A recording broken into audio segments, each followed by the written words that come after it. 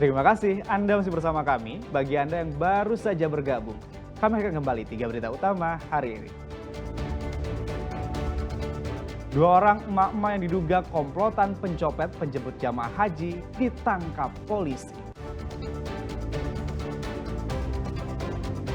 Bobol toko kelontong pria di Makassar ditangkap polisi.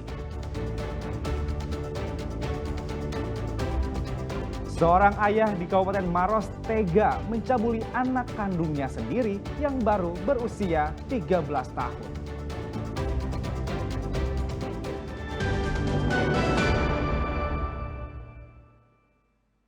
Seorang ayah di Kabupaten Maros tega mencabuli anak kandungnya sendiri yang baru berusia 13 tahun.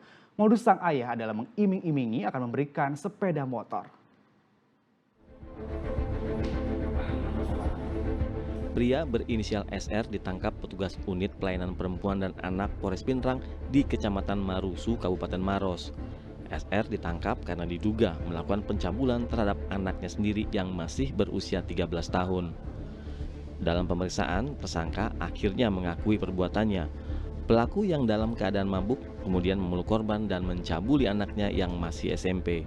Modusnya dengan menjanjikan sepeda motor baru. Korban sedang istirahat di rumahnya dan pelaku datang menghampiri korban dan memeluk korban sambil memberi iming-iming bahwa yang bersangkutan akan dibelikan sepeda motor. Dari hal tersebut yang bersangkutan melakukan perbuatan pencabulan ke pihak korban. Dan dari pencabulan itu apa saja yang dialami oleh korban? Pertama yang dialami korban itu menurut dari secara psikis mengalami trauma dan ada luka-luka pada dari hasil visum.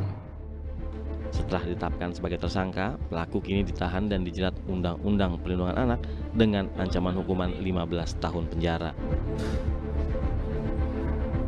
Raisa Habu melaporkan dari Kabupaten Maros.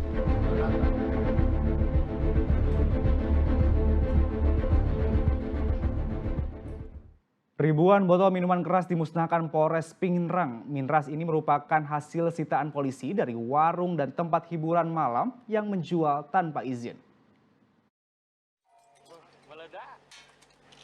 Sebanyak 1.267 botol minuman keras dimusnahkan Polres Pindrang dengan menggunakan alat berat pada Sabtu pekan lalu. Botol berisi minuman ini dihancurkan dan dilindas. Ribuan botol ini didapat dari 20 warung dan tempat hiburan malam yang tidak memiliki izin untuk menjual minuman keras. Ditemukan 1.267 miras tanpa izin, menjual tanpa izin. Makanya kami sita dan dimusnahkan barang bukti. Jadi itu didapat di mana Pak? THM atau ada yang Kios tidak berizin. yang tidak berizin? Berapa tempat itu? Sekitar 20. Sekitar 20 tempat yang ada. Rencananya, pemerintah daerah juga akan menertibkan warung dan tempat hiburan malam yang tidak memiliki izin dan menjual. Kalau lihat jenisnya, sebenarnya di jenisnya yang boleh diperjualbelikan, tapi ternyata pelanggarannya adalah dijual di tempat oleh penjual yang tidak punya izin. Nah, saya kira ini menjadi bahan juga buat kami Pemda. Pemusnahan minuman keras ini diharapkan dapat meminimalisir penjualan miras dan mencegah aksi kriminal akibat minuman keras. Suardi Gatang melaporkan dari Kabupaten Pindrang. Sementara barang bukti tindak pidana umum juga dimusnahkan oleh Kejaksaan Negeri Pangkep. Barang bukti yang dimusnahkan merupakan hasil perkara sepanjang tahun 2024, mulai dari kasus pembunuhan hingga narkotika.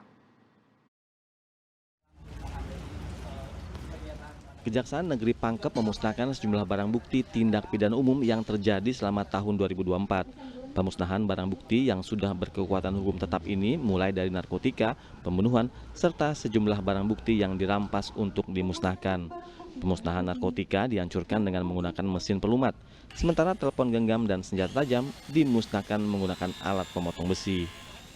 Sementara sisa barang bukti lainnya dibakar dalam drum.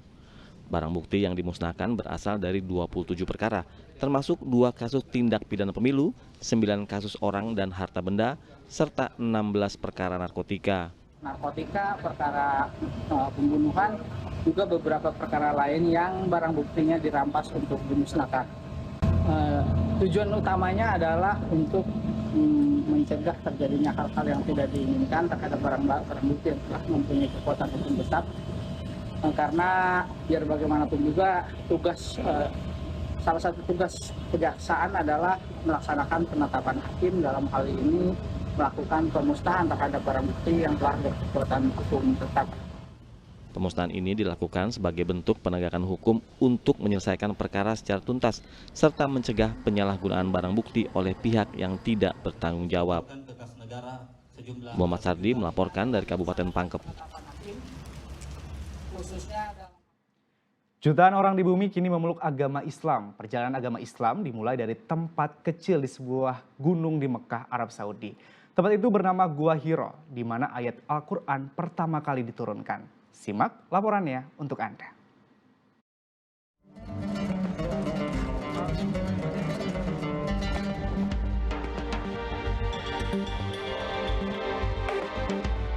Gua Hiro berada di sebuah gunung di Mekah, Arab Saudi yang diberi nama Jabal Nur atau berarti Gunung Cahaya.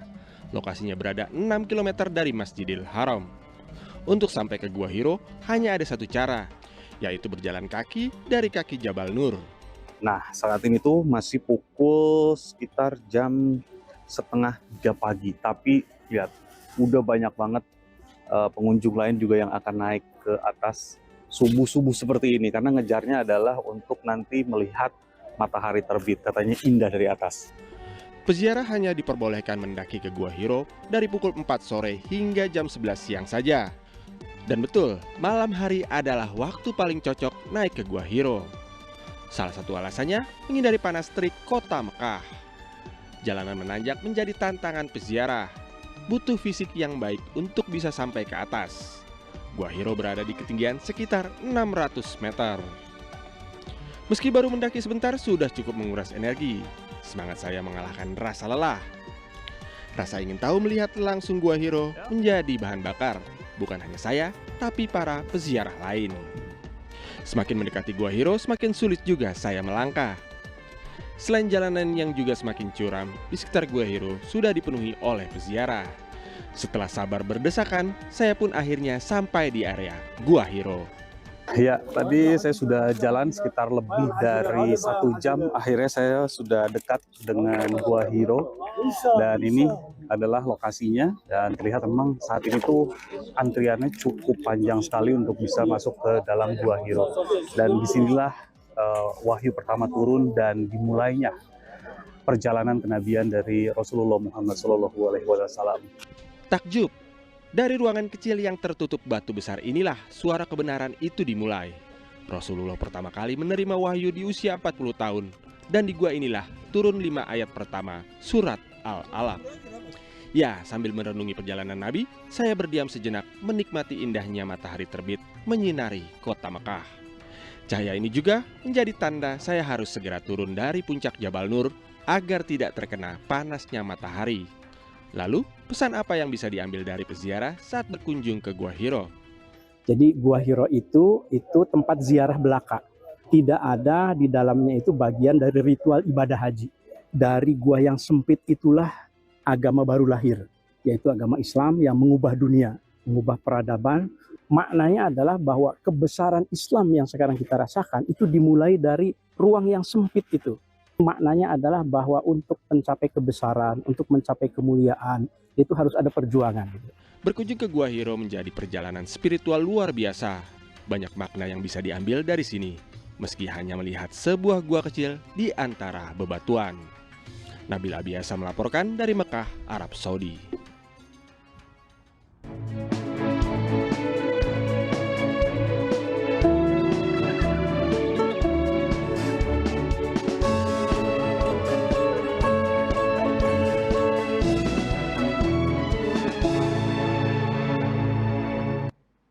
Laporan tadi mengakhiri berita Makassar hari ini. Jangan lupa pastikan Anda subscribe channel YouTube Liputan 6 SCTV Daerah.